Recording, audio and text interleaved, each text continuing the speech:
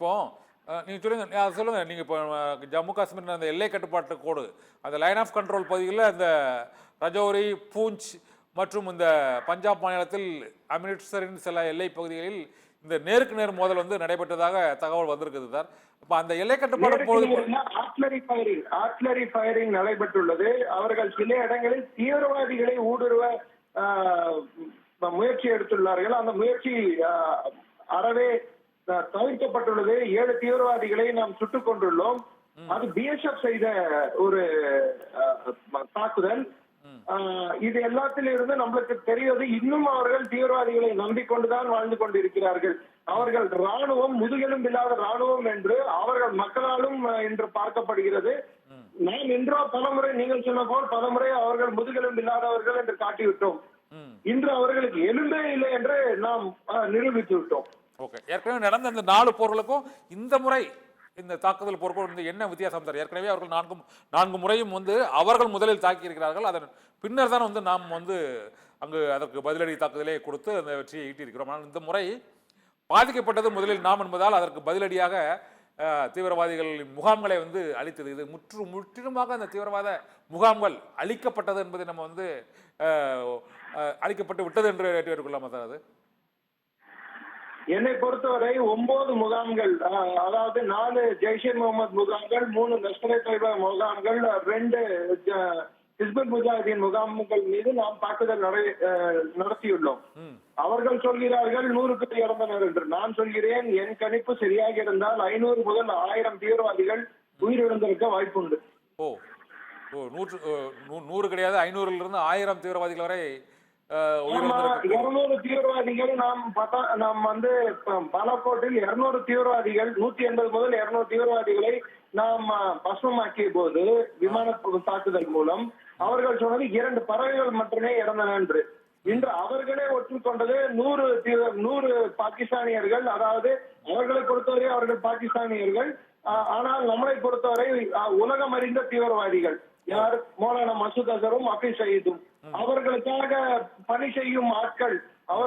அவர்கள் சொல்படி கேட்கும் துப்பாக்கி ஏந்தி பொதுமக்களை சுடும், இந்திய பொதுமக்களை சுடும் நபர்கள் தீவிரவாதிகள் இல்லாமல் வேறு யாரு என்று நாம் கருதலாம்.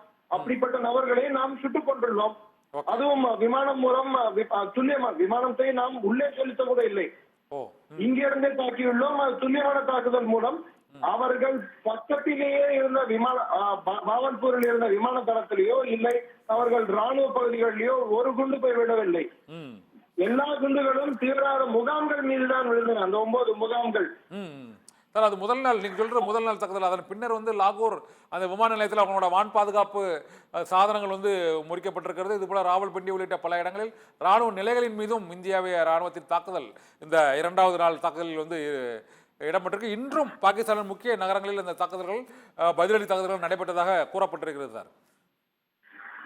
அண்டர்லைன் சார், பதிலடி தாக்குதல்கள். அந்த லாகூரை தாக்குவதற்கு முன்னால், ராவல்பிண்டியை தாக்குவதற்கு முன்னால், மற்ற நகரங்களை நாம் தாக்குவதற்கு முன்னால் அவர்கள் நமது நகரங்கள் 15 நகரங்களை தாக்குவதற்கு முயன்றனர். ஆனால் அது முற்றும் தகர்க்கப்பட்டது. அவர்கள் குறிவைத்து தாக்கியது நாம் மக்கள் வசிக்கும் இடங்களை. ஆனால் நாம் குறிவைத்து தாக்கிக் கொண்டிருப்பது தீவிரவாத முகாம்களை. தீவிரவாத முகாம்களை தாக்கினால் ஒரு நாட்டின் ராணுவம் ஏன் இவ்வளவு துடிக்க வேண்டும்? ஏன் போருக்கு தயாராக வேண்டும்? ஏன் அத்துமீறி இந்திய மக்கள் வசிக்கும் இடங்களை தாக்குவதற்கு முயற்சிக்க வேண்டும்? சார், இப்போ பாகிஸ்தான் அரசுக்கோ அந்த இராணுவத்திற்கோ மற்ற சர்வதேச அளவில் முந்தி அமெரிக்கா ஆதரவு மற்றும் சர்வதேச நாடுகள், சீனா உள்ளிட்ட நாடுகளின் ஆதரவு இதற்கு முன் இருந்தது போல இப்போது இருக்குதா சார்? ஏனென்றால் ஒரே பிச்சைக்காரனுக்கு யாரும் ஆதரவு கொடுக்க மாட்டார். பாகிஸ்தான் ஒரு பிச்சைக்கார நாடு. அழுத்தம் திருத்தமாக சொல்கிறேன், இன்று தாக்குதல்கள் அவர்கள் நடத்தாமல் இருந்திருந்தால் IMF இடம், இன்டர்நேஷனல் மானிட்டரி ஃபண்டிடம் சென்று பிச்சை பாத்திரத்தோடு $7.5 பில்லியன் கையேந்தி நின்றிருப்பார்கள் பாகிஸ்தானியர்கள்.